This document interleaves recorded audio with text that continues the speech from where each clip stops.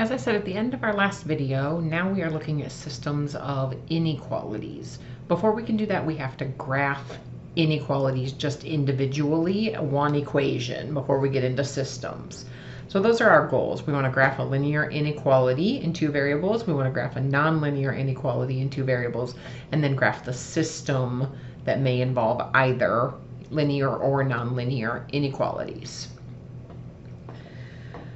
Here I gave you a few examples. This first one is linear, 4x minus 5y greater than or equal to -3. That's a line, or it's a linear inequality because your exponents on your variables are 1. This one, because you have the x squared there, you're dealing with a parabola, but it's an inequality, so it's not exactly a parabola. But it's certainly going to involve a parabola. The first example says put the linear inequality 4x minus 5y greater than or equal to -3 in standard form or slope-intercept form. Let's isolate and get the y by itself. Subtract 4x from both sides gives us -5y greater than or equal to -4x minus 3.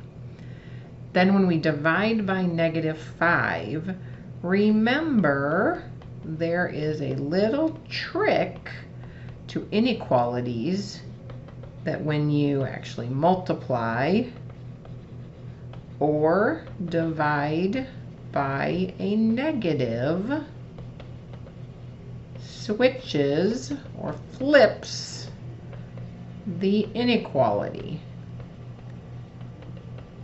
That is why I changed this to a y is less than or equal, because I divided by -5.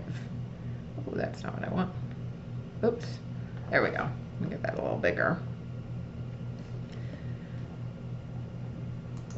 Okay.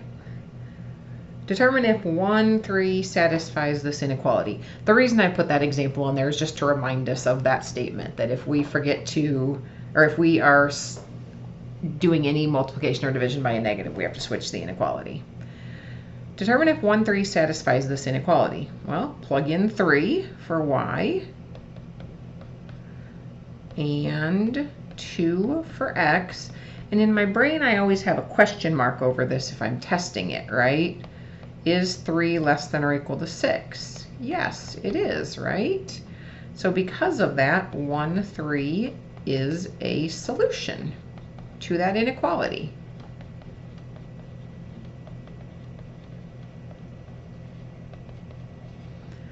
Let's look at -1, 3. 3 less than or equal to 2 times -1 plus 4. That means 2 is less than or, I'm sorry, 3 is less than or equal to 2. No, it's not. Last time I checked, that's not true. So -1, 3 is not a solution to the inequality. Is 1, 3 the only solution? Well, certainly not. You could pick lots of numbers where this would work, right? Y is 0 and x is 1,000,000. Certainly works, because 0 is going to be less than 2,000,004. Lots and lots of choices will work here. The question is, how do we find those? This, in fact, will actually have an infinite number of solutions. What are they? Well, any solution to a linear inequality is going to be a half plane, meaning we're going to divide the plane in half, whatever that means, because it goes on forever, right? And one side of that line is going to be our solution. That's what we're doing. We graph the line, the corresponding line. If you have a less than or a greater than, we draw a dashed line because we do not want to include the points on the line. If it's an equal sign, you include the points on the line in the solution, so you want an equal sign. Then we're going to test a point not on the line in the inequality, and that'll tell us what the equation, or which side of the line is our solution. Let me show you what I mean. graph the solution of the inequality 4x minus 3y greater than 12. We want to isolate the y here.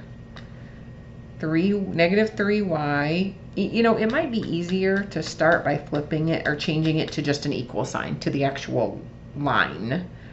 That's typically what I do, because then I don't have to worry about that risk of forgetting to switch the direction of the inequality when I divide by a negative. Subtract the 4x over, and now dividing by negative 3 gives me y equals 4/3 x minus 4. Let's graph that. The y-intercept is negative 4. 1, 2, 3, 4. The slope is 4/3. 1, 2, 3, 4. Rise, run to the right 3. Up 4, right 3. Up 4, right 3. I'm going to go down 4 and left 3. Let's go one more time. Oh, I can't go one more time. Okay. So I am going to graph this line solid because I have an equal sign there. I want to include all of the points on the line in my solution, because any point on that line will, any point that I plug in for x and y on this left-hand side will equal 12 if it's on the line.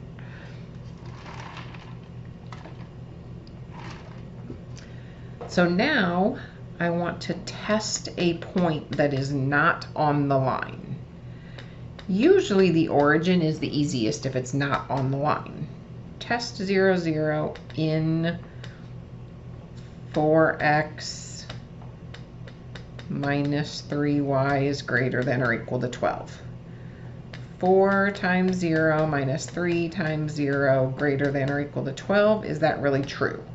0 greater than or equal to 12. Well, no, right? That is not true. That tells me this origin point is not part of my solution, right? That does not work. That also tells me that the other side of this line is the solution to this inequality.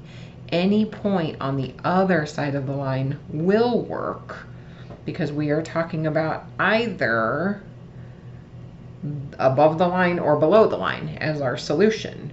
We found out that the origin didn't work. That point doesn't work, then nothing on that side of the line can work. Okay? That's our solution. Any point in there. Let's look at this. Graph the inequality 2x plus y less than 4. Let's go to the actual line itself with an equal sign first. Y equals negative 2x plus 4. 1, 2, 3, 4. Slope is negative 2. Down 2, over to the right 1. Down 2 to the right 1. Down 2 to the right 1. Just going to keep going. I'll go up 2 and left 1. When I graph this line, I do not want a solid line here. I want a dashed line to tell me that I am not including the points on the line in my solution, because the points on the line are when 2x plus y is equal to 4. I don't want to know where it's equal to 4. I want to know where it's less than 4. 0, 0 is not on this line, so I can test it in there and check, is that true? 0 is less than 4, yes. That tells me 0, 0 is a solution to the inequality, and every point on the same side of the line as the origin will also be part of my solution. The origin works, so everything over there in that same space will work. That's how we graph linear inequalities. The process for graphing nonlinear inequalities is identical, except that you have to graph the equation, the nonlinear equation, instead of the line. You test the point, same way we did above. 2y minus 8x squared equals 4. Let's solve for y. 2y equals 8x squared plus 4. Divide by y gives me 4x. I'm sorry, divide by 2 gives me 4x squared plus 2. This is a parabola. The vertex is 0, 2, because it's the standard parabola, stretched by 4 and shifted up 2. The stretch doesn't change the vertex. Now I am going to look at that stretch by 4 is going to take this. Sometimes it's easiest to just look at like plugging in 1 and -1 in an example like this because it's easy. Plugging in 1 gives you 6. So 2, 3, 4, 5, 6. And -1, 6. That gives us a general shape here. Super narrow parabola because of that stretch by 4. I'm going to draw this parabola dashed because I do not have an equal sign in my original inequality. Now I want to test a point. 0, 0 seems good. Sometimes 0, 0 doesn't work if the function goes through the origin. But if the function doesn't go through the origin, you can always use it. 2 times 0 minus 8 times 0 squared greater than 4. Make sure you're testing it in the inequality. It won't work in the equation because you're picking a point that specifically is not on the function, and only points on the function will work in the equation. That gives us 0 greater than 4. No, that doesn't work. That tells us this point down here does not work. So up here will be the solution of this. All right, let's try to pull this together and talk about systems now. System of inequality will be multiple inequalities. The example that's here is 3 different lines. The first one is a line, the second one is a line, this one is a line, it's a horizontal line. When we are solving systems of inequalities, we graph each of them individually, and then we look where the overlap is. And that is our solution set, because it has to be part of all of the inequalities. The solution is what has to be what's satisfied by all of the inequalities. So only looking at the points that are in all of the shaded regions. Let's do this guy. 4x, I think we already graphed this line, didn't we? Negative 3y equals negative 4x plus 12. Y equals 4/3 x minus 4. So my y-intercept is negative 4. 1, 2, 3, 4. Slope 4/3. Rise 4. Go up 4 to the right 3.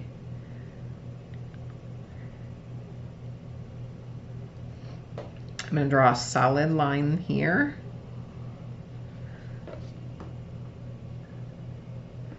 Down 1, 2, 3, 4. 2, 3, 4, and over 1, 2, 3. Give me a picture going this way. I like to have a target down there.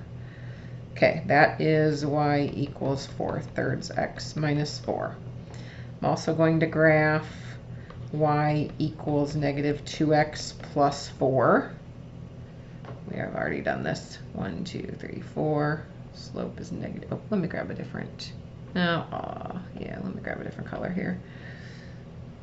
1, 2, 3. Oopsie, sorry, slope is negative 2. So down to right, oops, just right 1. Down to right 1. Down to right 1. Down to right 1. And so on. Solid line because I have an equal sign there. Okay, that's the second equation, y equals negative 2x plus 4. And then y equals 6 is the horizontal line up here. And these are all solid because we have an equal sign on them. Now let's work on the shading. You know what? I think we already did this. 4x minus 3y greater than or equal to 12. Let me go back up here. We don't need to spend the time. It's 4x minus 3y greater than or equal to 12, so we're shading on the right side or bottom side of that.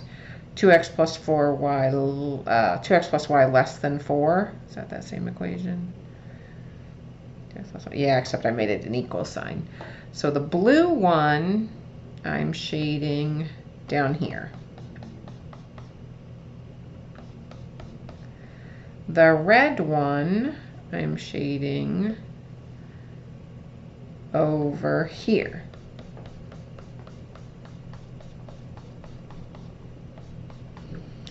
And the green one, I'm shading y less than 6. I want all y values less than 6. That would be anything down here. So this gets a little crazy looking here, but I'm looking for where all three of these overlap.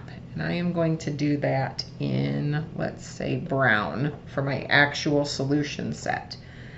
Anything on this line, anything on this line down here, and all of this is my actual solution set here. That's where the shaded regions overlap. That's how we graph a system of inequalities. What that tells me is any point in this brown region is a solution to this system of inequalities. I could pick whatever point here. I've kind of made it a mess here, but like this point here looks like it's what, 2, 1, 2, 3, 4, 5, 6, 2, negative 6 appears to be like right here. That should satisfy all of these inequalities because it is in that shaded region. And lots of other points, right? You could pick any number of points in here, infinitely many of them. Here it says determine whether the points 0, 0 and 3, 3 are part of the solution. Let's start with 0, 0. You could test by plugging it in, but we can immediately see this is not a solution because it's not in that shaded region, right? Which one does it seem to violate? It's in the green region. It's in the red region. It's not in the blue region. So it violates the first one. 0 and 0. Doesn't work in that inequality.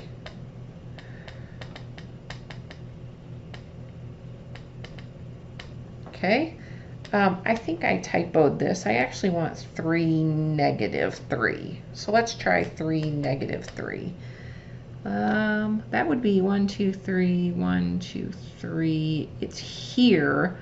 It appears to be in there. It's pretty close to that red line though, so I want to make sure. It clearly is in the green. It clearly is in the blue.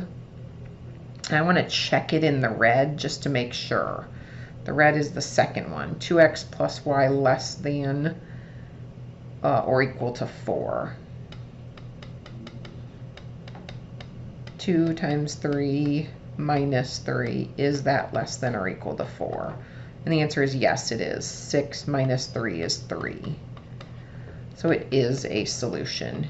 You can plug it in all three if you want to verify, but that is a good way to test that. Okay, one more, and that's, we're just looking at this because these are non-linear. We want to look, and it's a good review of some of the functions that we have seen. I want to start with y equals 2 to the x. That is an exponential function. Has a y-intercept of 1. When x equals 1, it's 2. When x equals 2, it's 4. X equals 3 would be up at 8. So you got this big growth, right? Exponential function. I'm graphing it solid line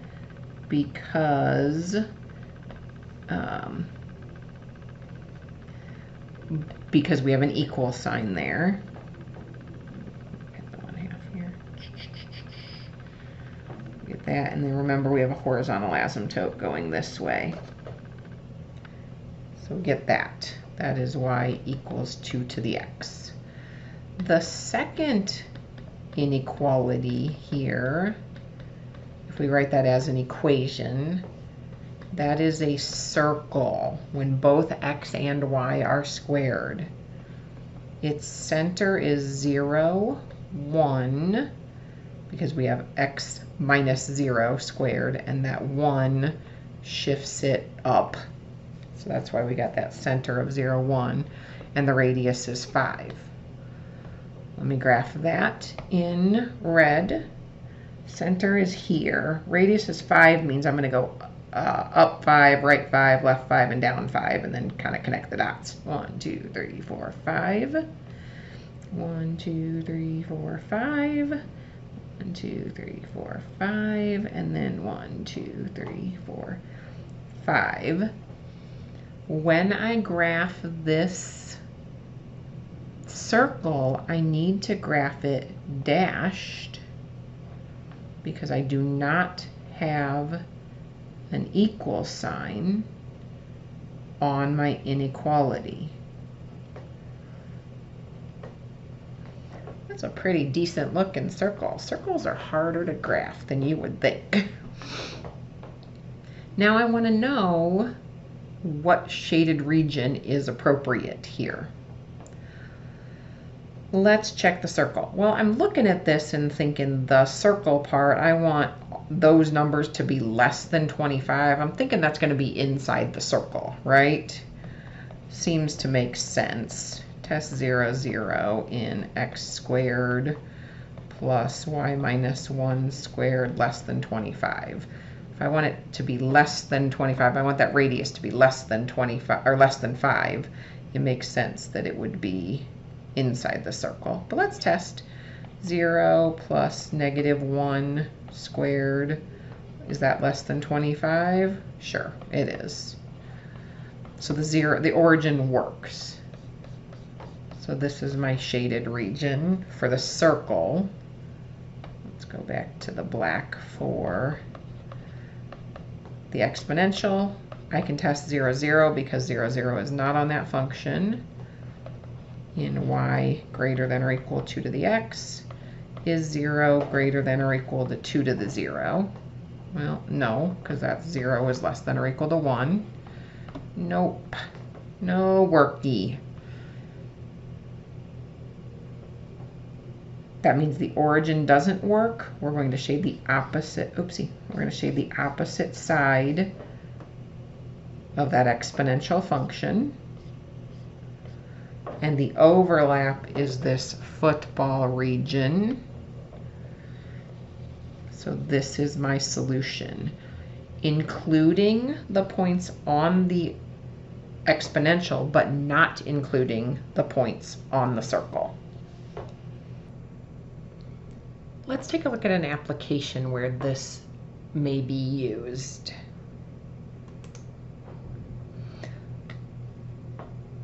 We are told that we can work at most 20 hours next week.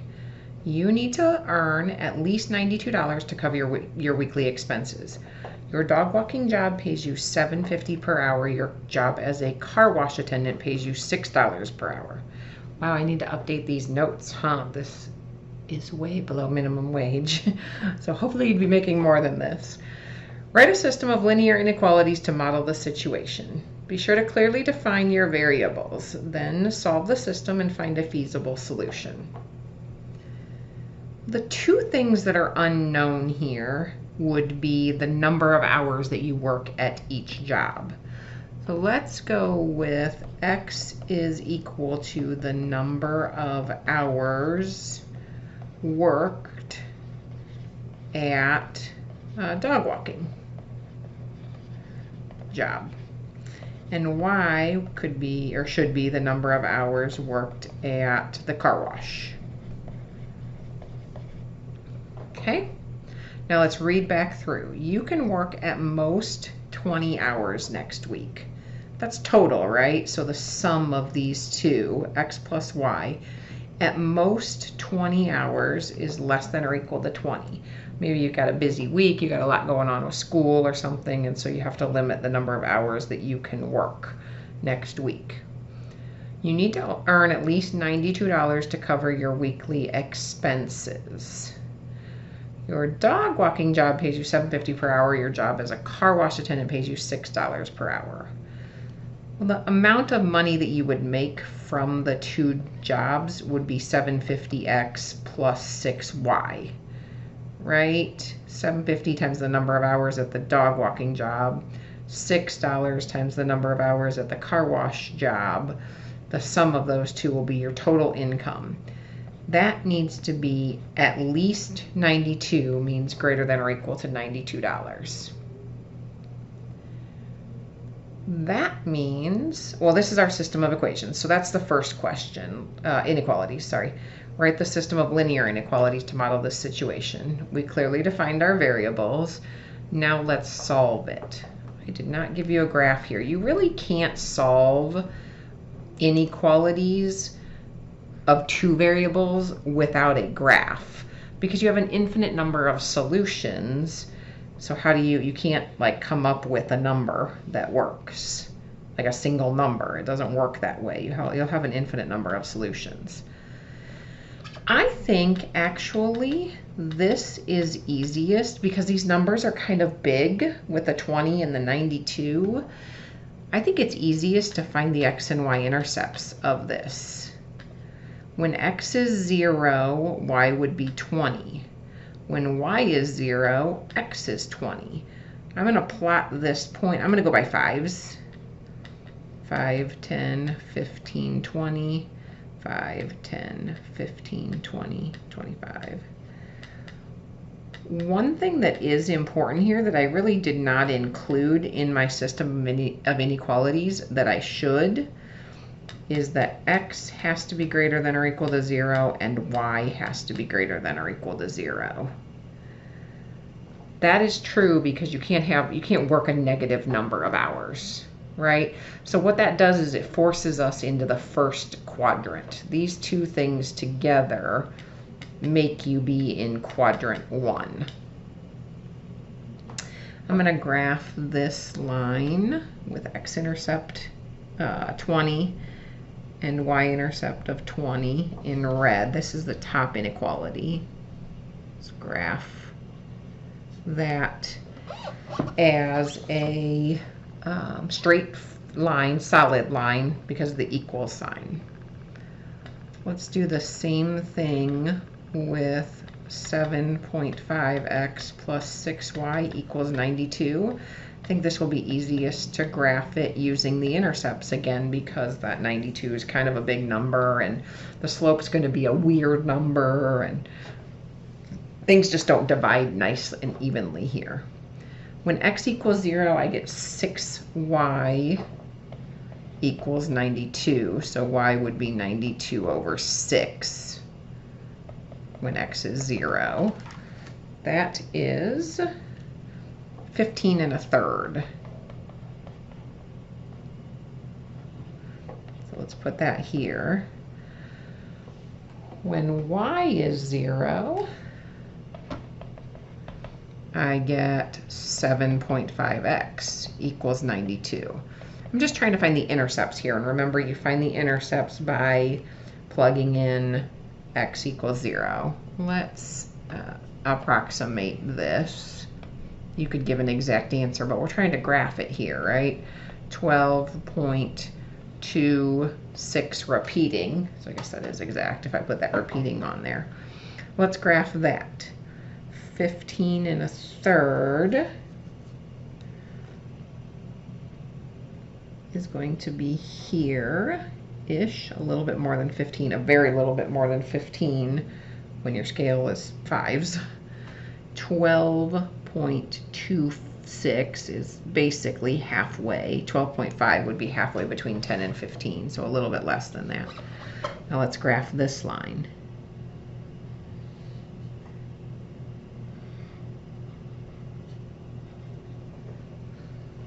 Okay, Now let's test our points.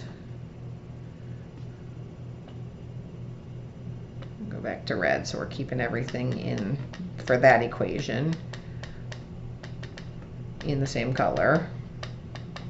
Hopefully we can see that that's going to give us 0 less than or equal to 20 if we test the origin. That does work. So we shade this side of this inequality, or that line, excuse me. Now let's test 0, 0 in 7.5x plus 6y greater than or equal to 92. Hopefully we can see that that is not going to give a true statement, because when you plug in 0 for both variables, you get 0. 0 is not greater than or equal to 92. So we'll shade the other side. We'll shade up here. We also technically have these inequalities for x equals 0 and y equals 0, right? And that forces us into the first quadrant, so all of this.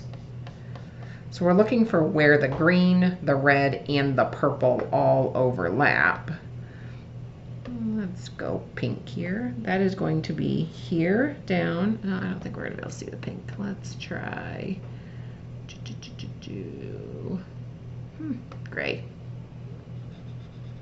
Here on this line, here on this line, and all of this region in here. Anything in there is going to be part of our feasible set.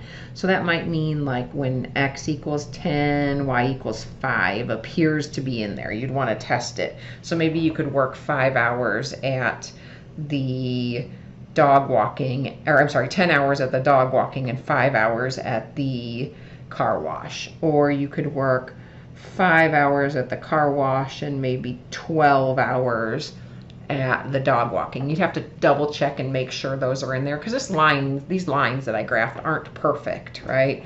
So you would want to definitely check them in the equations or the inequalities to make sure. But that gives you a general idea. You can't go too low. You can't go below the green line, because then you're not making enough money. You can't go above the red line, because then you're working too many hours and you can't get your other stuff done. So that's why we're squeezed in between these two lines. I like this application. It's pretty cool. This actually wraps up what we're going to cover in Unit 5. It's a pretty small unit. But Unit 6, we're still going to be dealing with systems of inequalities. We're just going to be using a different approach to solving systems of systems of equations.